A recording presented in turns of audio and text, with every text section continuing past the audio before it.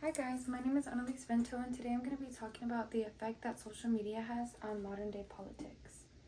So we have the first slide. How does Gen Z get political information? So in today's world, we receive political information through social media. This would include Instagram, Facebook, and what is now called X, which was formerly Twitter, and what Donald Trump uses as truth.com. So we use these as our primary news outlets, although there are certain things that we should be wary of, which would be misinformation and certain things getting misconstrued, along with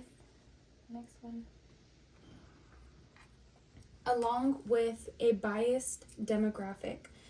But this poses a question: how many demographics are they reaching a day? Politicians, sorry.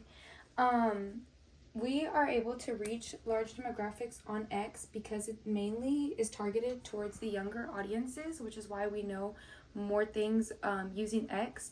Facebook would be targeted more towards the older audiences, which is more Republican. So X is now used by now founded by Elon Musk, but prior to that it was Twitter, and Twitter was more democratic. Now there are a lot of Republican propaganda constantly on it, but these different medias go to different demographics.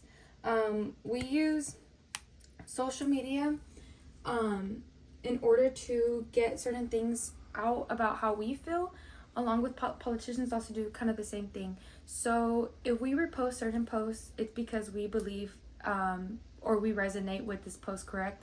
Politicians also make posts, so you can go ahead and share them. Politicians like Donald Trump, tries to advocate more towards the younger generation. In this past presidential election, he was using influencers, younger generation influencers, to distribute more of the conservative beliefs, and this did work until Kamala Harris also kind of did the same thing, where she went ahead and brought her own celebrities and influencers to her rallies. So they were kind of going neck and neck with this. We also have where he was able to prove to the younger audience that conservative ways are something that he wanted to enforce in his next presidency, and still being able to keep close ties with people who were such big influencers and also who behaved democratically, which is kind of crazy. So he sold himself, right? Because he ultimately won the election. But this created such a big polarization. So what polarization is ultimately is a big divide. It's where one side and one side hate each other, and they just do not agree with each other at all. So he was able to make a big divide within the media when he called fake news multiple times, even though the news wasn't fake. And then we started to think twice about the media outlets, such as CNN and such as ABC and Fox, if they're Republican sided or if they are more democratic or liberal thinking. So he definitely pointed out those things, and it created a divide within people.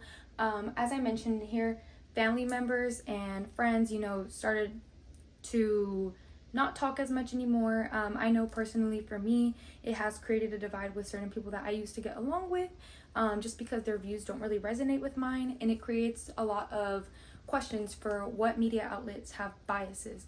So social media has definitely affected the way we view politics and the way we intake our news.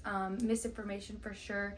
There is a lot of meme sharing and creating jokes while also still being so hateful towards each other. So this is definitely something that happened within the last 5 years or 7, somewhere around that time, because the early 2000s, when it was Barack Obama and Mitt Romney, it was nowhere near as divided as it is now. So these are the things that we have to be careful with as Gen Zers, and we have to be alert. Make sure that we're not so quick to judge small clips and that we're not spreading misinformation. Thank you so much.